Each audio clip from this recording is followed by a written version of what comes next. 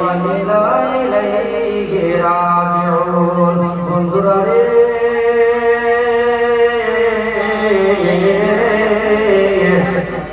মুসলিম miracle যেন এবার রাস্তা দিয়ে চলে যাচ্ছে। রাতের অন্ধকার হয়ে গেল। দেখেন একজন মহিলা রাস্তার মধ্যে যেন কি বলে বাড়ির দরওয়াজার পাশে রাস্তার মধ্যে দাঁড়িয়ে রয়েছে। হযরত মুসলিম মিরাকিল যেন চলে গেলেন, ডাক দিয়ে বলে, মা গো, ও গো মা,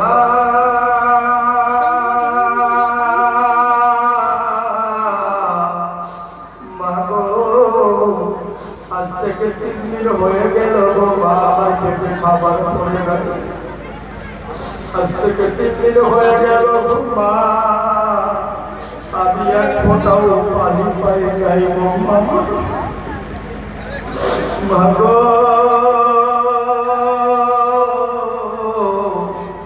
যদি এক ফোঁটা পানি থাকে গো মা, আমাকে দেও না। দেখো আমার যেন পিপাসার কারণে আমার গলা শুকিয়ে কাটা হয়ে গিয়েছে গো মা। যেমনি কথা বলেছে ওই মহিলা তো যেন বলল, এত রাতে কার বাড়িতে ডাকাইতি করে এসছো বলো, আর আমাকে মা বলে ডাক দাও।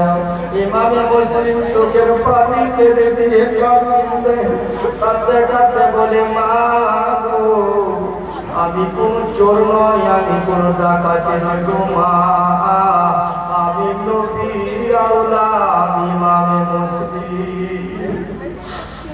যেমনি কথাটা বলেছে ওই মহিলাটার সাথে সাথে যেন পায়ের মধ্যে পড়ে গেল। পায়ে পড়ে কান্না করতে করতে বলে, বেটা রে,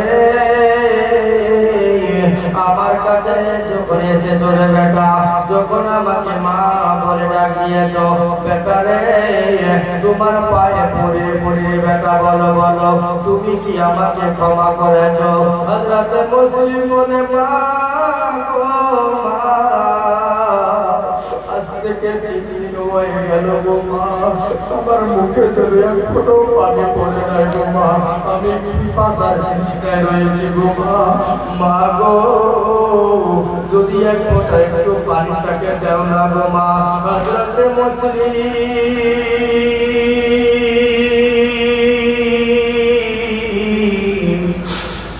যখন এই পানি চেয়েছে, হযরত তওবা যেন মুসলিম নারীকে ঘরের মধ্যে নিয়ে গেলেন।